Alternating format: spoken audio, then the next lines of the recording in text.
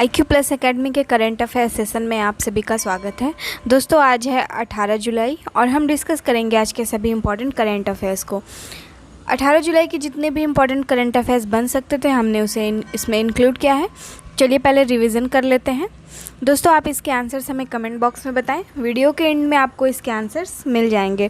पहला प्रश्न है, निम्न में से कौन सा राज्य प्री प्राइमरी स्तर पर NEP लागू करने वाला देश का पहला राज्य बन गया है। नेक्स्ट है, हाल ही में DGवाड़ी कॉल सेंटर परियोजना के लिए नैस्कॉम फाउंडेशन ने किसके साथ समझौता किया है। नेक्स्ट है, इजराइल ने अपने भूमध्य सागरीय तट पर एक प्रमुख व्यापार केंद्र हाइफा पोर्ट को निम्नलिखित में से किसको $1.2 बिलियन में बेचा है। नेक्स्ट है, भारत का पहला कचरा इको पार्क कहाँ विकसित किया जा रहा है। अगला है, टाइम मैगजीन की the world greatest places of 2022 में भारत के अहमदाबाद और किस राज्य को शामिल किया गया है। नेक्स्ट है, निम्नलिखित में से कौन 13 एक्सप्रेसवे वाला देश का पहला राज्य बन गया है। तो आप इसके आंसर्स हमें कमेंट बॉक्स में बताएं। चलिए 18 जुलाई करंट अफेयर्स को डिस्कस करते हैं। साथ ही अगर आपको इसका PDF चाहिए तो आप हमारे टेलीग्राम चैनल को ज्वाइन कर सकते हैं, जिसका लिंक हम डिस्क्रिप्शन में प्रोवाइड कर देंगे। आज का पहला प्रश्न है, हाल ही में नई दिल्ली में एक नया धारावाहिक स्वराजः भारत के स्वतंत्रता संग्राम की समग्र गाथा का प्रोमो किसने जारी किया। ऑप्शन है डॉक्टर वीरेंद्र कुमार, गिरिराज सिंह, भूपेंद्र यादव या अनुराग ठाकुर। तो दोस्तों अभी हाल ही में अनुराग ठाकुर के द्वारा इसे जारी किया गया है।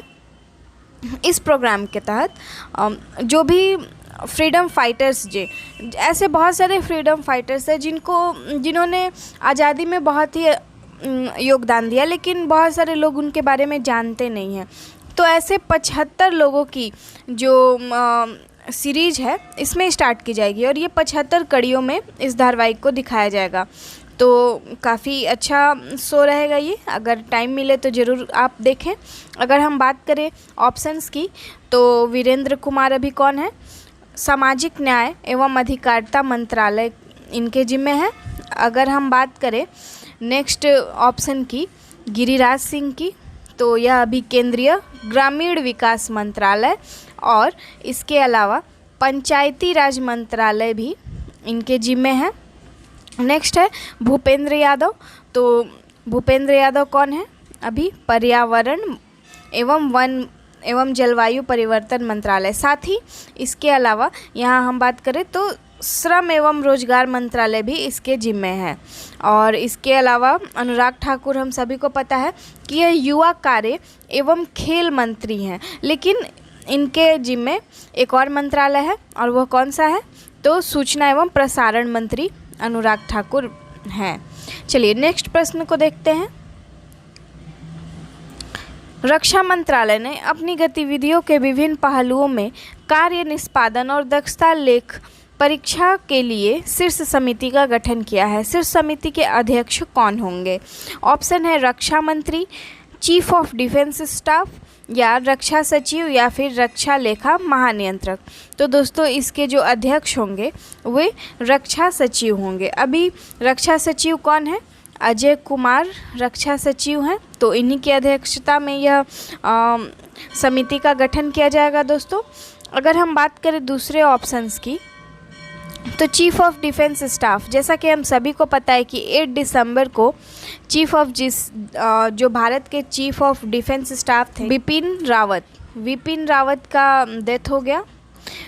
तमिलनाडु के कुन्नूर में इनका हेलीकॉप्टर क्रैश हो गया था, तो अभी तक इनका पद खाली है। चलिए आगे बढ़ते हैं नेक्स्ट प्रश्न की तरफ। अगला है, हाल ही में महाराष्ट्र सरकार द्वारा प्रतिष्ठित मदर टेरेसा मेमोरियल अवार्ड से किसे सम्मानित किया गया है। ऑप्शन है दिया मिर्जा, अफरोज शाह, एक या दो दोनों या भगत सिंह कोश्यारी। तो दोस्तों अभी हाल ही में दिया मिर्जा और फिरोज शाह दोनों लोगों को मदर टेरेसा मेमोरियल अवार्ड दिया गया है। यह अवार्ड क्यों दिया गया है, पर्यावरण के क्षेत्र में एक उत्कृष्ट कार्य करने के लिए, पर्यावरण के क्षेत्र में एक बहुत ही अच्छा योगदान देने के लिए यह अवार्ड से इन्हें सम्मानित किया गया है। यह अवार्ड किसके द्वारा दिया गया, भगत सिंह कोश्यारी के द्वारा यह अवार्ड दिया गया। भगत सिंह कोश्यारी कौन है, अभी महाराष्ट्र के राज्यपाल हैं। और अगर हम बात करें इसमें दिया मिर्ज़ा की। तो दिया मिर्ज़ा अभी संयुक्त राष्ट्र पर्यावरण कार्यक्रम की राष्ट्रीय सद्भावना राजदूत है। और इसके अलावा अफरोज़ शाह कौन है? यह सामाजिक न्याय यानी एक पर्यावरण कार्यकर्ता अफरोज़ शाह है। चलिए हम बात करेंगे अगर मदर टेरेसा मेमोरियल अवार्ड की, तो यह क्यों दिया जाता है? शांति, सद्भाव और सामाजिक न्याय को बढ़ावा देने के लिए इस अवार्ड को हमेशा दिया जाता है। इसके अलावा इसको किसके द्वारा शुरू किया गया था? हरमानी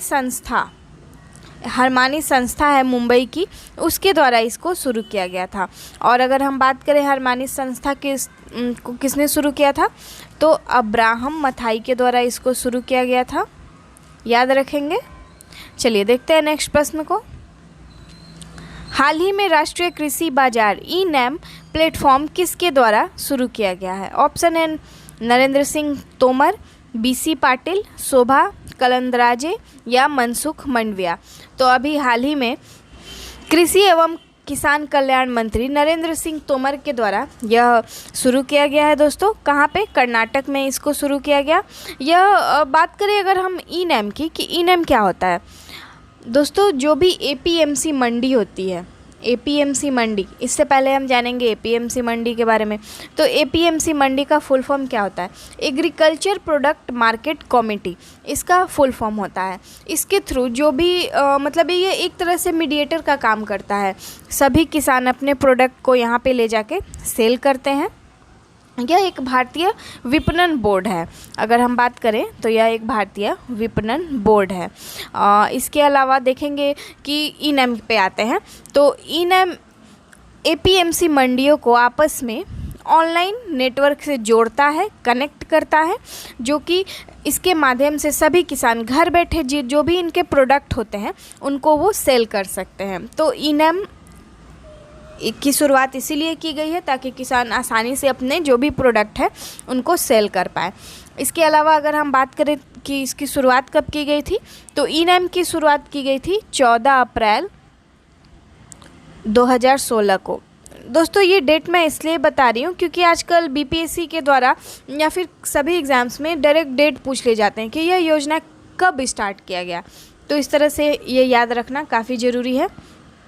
अगर हम आते हैं इस इनिशिएटिव के बारे में, तो प्लेटफॉर्म ऑफ प्लेटफॉर्म्स की शुरुआत करने से लगभग 3.5 लाख किसानों को फ़ायदा होगा इसके माध्यम से, और किसान अब आसानी से अपने फसल को दूसरे राज्यों में भी बेच पाएंगे।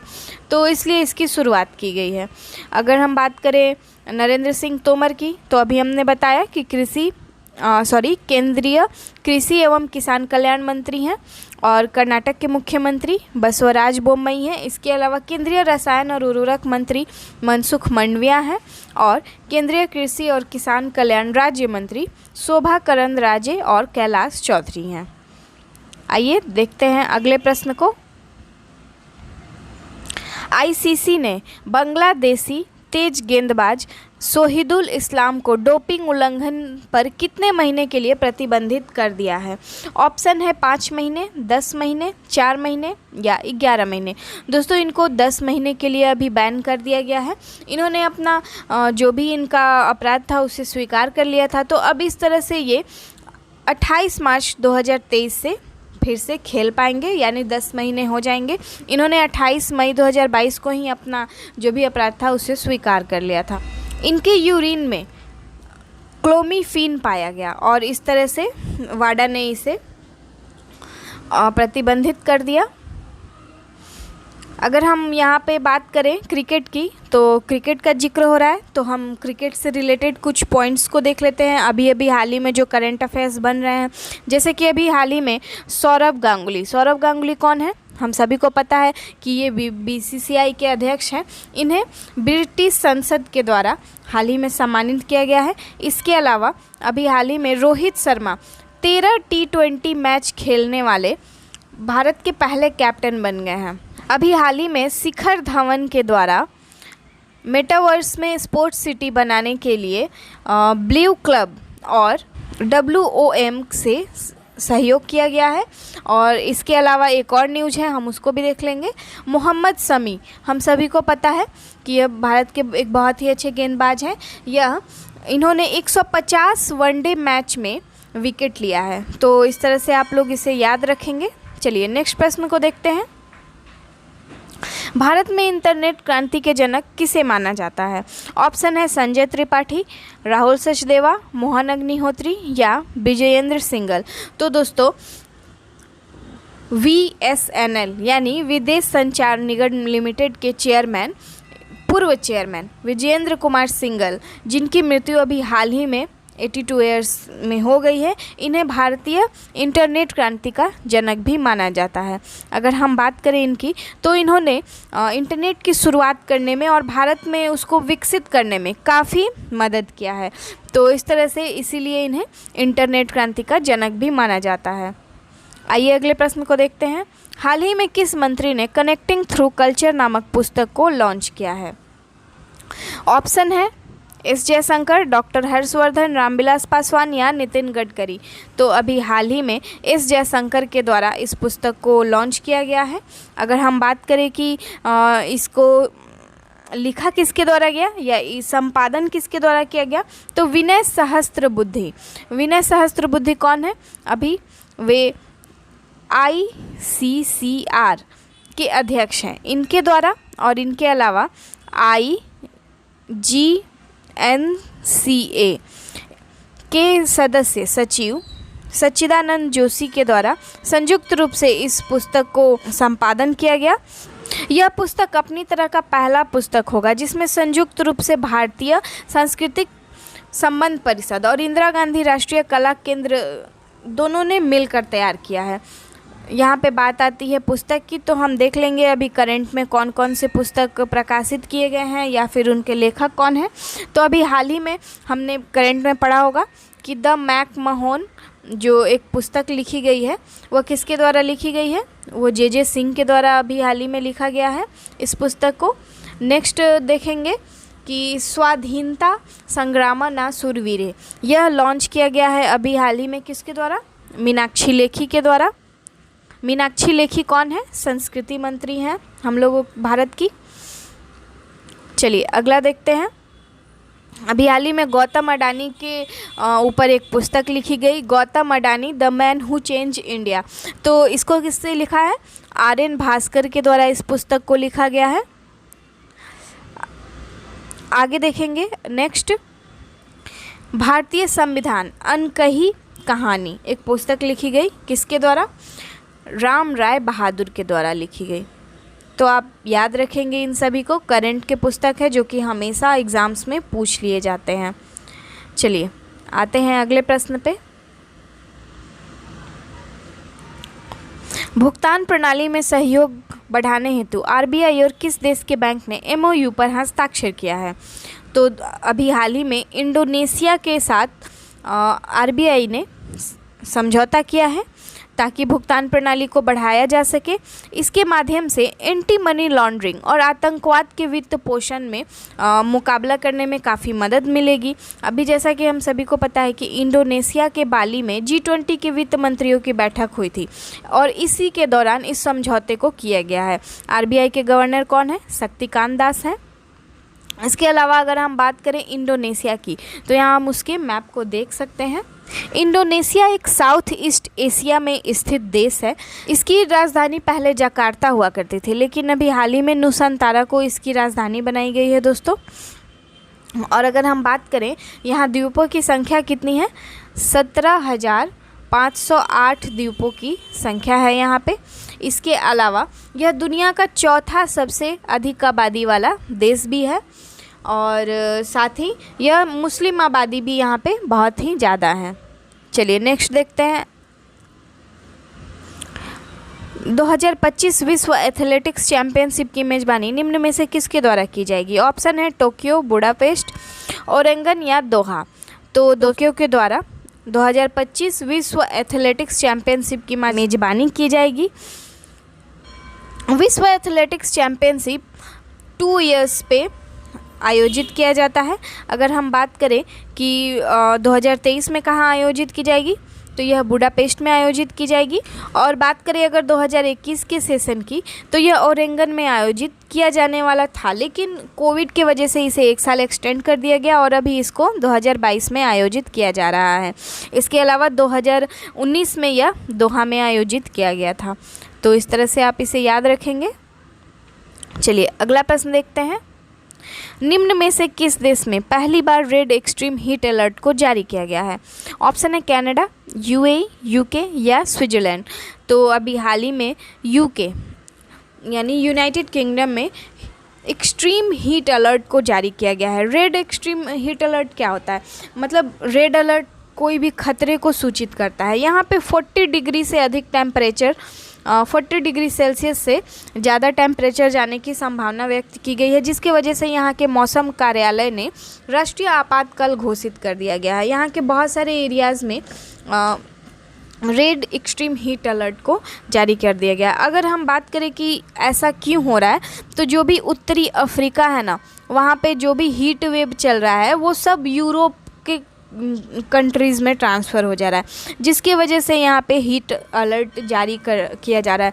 इसके वजह से कई जगहों पे, जैसे कि फ्रांस हो गया, स्पेन हो गया या इटली हो गया, इन सभी जगहों पे सूखा पड़ा और आग भी लग गई है जंगलों में, जिस वजह से टेम्परेचर बढ़ते जा रहा है। और कहीं ना कहीं ये सभी चीज़ें जलवायु परिवर्तन के कारण हो रहा है, क्लाइमेट चेंज, ग्लोबल वार्मिंग के कारण हो रहा है। तो इस पे जल्द से जल्द कोई एक्शन लेने की बहुत ही ज़्यादा ज़रूरत है। यहाँ पे कई जगह जैसे कि ग्लासगो हो गया, लंदन हो गया, बर्मिंघम हो गया, इन सभी जगहों पे टेम्परेचर 40 डिग्री से ज़्यादा जाने का चांस है। सबसे बड़ा दिक्कत यहाँ पे यह है ना कि इनको यह सब झेलने की आदत नहीं है, इन लोगों को गर्मी झेलने की आदत नहीं है, क्योंकि मौसम हमेशा ठंडा रहता है। इनके घर भी ऐसे बनाए गए हैं ताकि वे गर्म रहें, और अगर इस सिचुएशन में वहाँ पे गर्मी पड़ती है तो उनका घर और भी गर्म हो जाएगा। और उनका जो बॉडी का मॉर्फोलॉजी है वो भी एक ठंडे प्रदेश में रहने के अकॉर्डिंग ही बनाया गया है।